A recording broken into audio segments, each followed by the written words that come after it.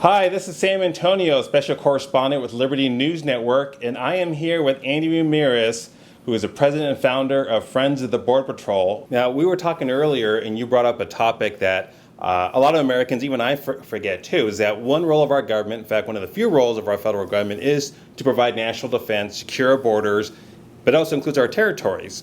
So let's talk about security in American territories, in particular the United States Virgin Islands, Puerto Rico, Guam. What exactly is happening there? I know you shared some information with me earlier about that. Let's talk about that with our audience. Well, we have 20 Border Patrol sectors that span across the southern border, southwest border with Mexico, as well as across the northern border, and then naturally the southeastern United States. Just to throw out a couple of names, you have a Miami sector, you have a New Orleans sector that's responsible, along with the Texas sectors, there are 5 in Texas, that are responsible for the entire Gulf Coast of the United States. Now, on top of them, you have the 20th sector, which is Ramey. Ramey is based on Aguadilla, which is the northwestmost portion of Puerto Rico. It's a small station. We'll say manpower is under 30. Can't give the exact numbers for the obvious. But right there you have a strategic pass called the Mona Pass, and there's a little island off of there that's clearly part of Puerto Rico called the Mona Island. Now, what happens is illegal aliens go to Puerto Rico, but if they don't want to be apprehended, because the Border Patrol, though restricted to the northwest corner of that island, they have no jurisdiction outside of that, just the northwest corner, in that same Ramey station or Aguadilla. They are not allowed to do anything in San Juan. A lot of illegal aliens go to San Juan. ICE is responsible for the rest of the island, so people need to understand that. What happens in Mona Island is now the Border Patrol agents get these calls from the aliens who, there is a phone on Mona Island that they go, rather than be apprehended, they phone themselves in so the Border Patrol can go to Mona Island on the fast boats and come back to Puerto Rico having picked them up. Now, what's funny about this is when the Border Patrol agents, are processing them, they have often found plane tickets in their hands. So they are so brazen about it. They know that we're not going to prosecute them. We're not going to do anything about this. Though being on Mona Island does make them eligible for prosecution. Wrong. Feet dry. That's the old 1 foot in, 1 foot out rule. Since they're on dry land, we can't touch them. Now they take their plane tickets after their process because they're released to come back on OR on their own recognizance. Guess what? They take off to places unknown in the United States. Now we have more illegal aliens who are going to violate the 30-day until their process hearing. It'll never take place. That is, this is the kind of stuff that Americans are not hearing. That's why we have Liberty News Network. But I think one thing that the audience may be very interested in is that, Andy, we're 2 years away now from another presidential election. Now, Barack Obama has talked about immigration, has talked about amnesty or something of that nature, but he's kind of put it in the backboard. He's kind of put immigration in the back, and that's what kind of scares me, because I think there's a lot more that's going on behind the scenes that we don't see. Is there something that's going to go on with this administration in the next 2 years? Now, considering we're away for these midterm elections, his party may lose the majority. It looks like they will lose the majority in the House.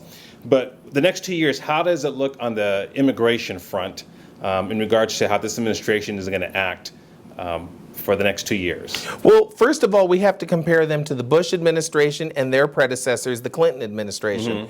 As we have seen, it has gotten worse under each successive administration. For instance, Ray Kelly, there was a number of corruption-based issues that we call screw-up, move-up, where for promotions, agents and officers at Customs were compromising themselves and offering promotions in return for physical favors. Now, there's no way, given what's taken place in some of these other nations who have sent spies over here to watch us and things that were being done openly and blatantly, they had to have been monitored, because too many people know. I'm a civilian and I know, and I can pretty much report with detail what took place and who got caught when, where, and why. Now, the fact that we have these types of individuals now running the agencies, they're compromised. That tends to lead to why we're not getting background checks, why we're not running secondary, why we can't even run a document. Okay, a person comes through a port of entry and they have a fraudulent document. We're not sending them home. We're not refusing them. A person can come in and say, well, America this, America that, I hate America. That's not going to stop it either. We in turn continue to still let them in, but it's because of the compromised leaders. But now where does this take us with election-wise? Since we have all these bureaucrats in, that's why I say we have to go back over successive administrations, because the same sycophants of the people back in the Ray Kelly days in the late 90s are now running the agencies today. So, Andy, now as a news special correspondent with Liberty News Network, what news stories are you going to bring forth to the American public that you deem very important that the American public should know?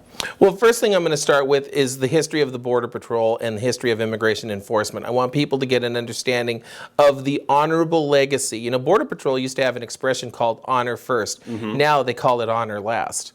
And where did this happen? Why did this happen? Well, I've had a chance to talk with Border Patrol agents now going back to 2004 who have told me and taught me. You know, some of my closest friends are retired Chief Patrol agents who have taught me the legacy of the U.S. Border Patrol. So that's going to be one of the first things. Then we can get into the corruption. We can get into Mexico's role with undermining U.S. border security and a pattern that has developed. Now, this pattern goes back quite some time, so that'll be an aspect of it. Another will be to get more in depth into what are agents facing out there and why. Who is really out there with them? You know, there's this misnomer, it's just a bunch of people up here looking for a better way of life or jobs. It's changed. We're going to get into that.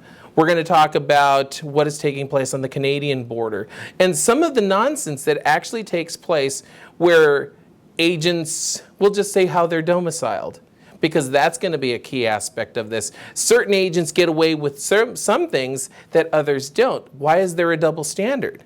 You know, we're talking national security here, and we would think so many years after 9/11, we're talking 9 years now, that we would have fixed the bugs, but something is wrong here, and that's going to be a lot of what the stories focus on, is what and why.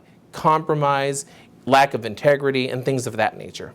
Well, good. Well, it was great spending time with you, Andy, and we are looking forward for Andy now coming on as a special correspondent with Liberty News Network. I know he's going to bring a wealth of information with his unique background to Liberty News Network and sharing it with all of us here.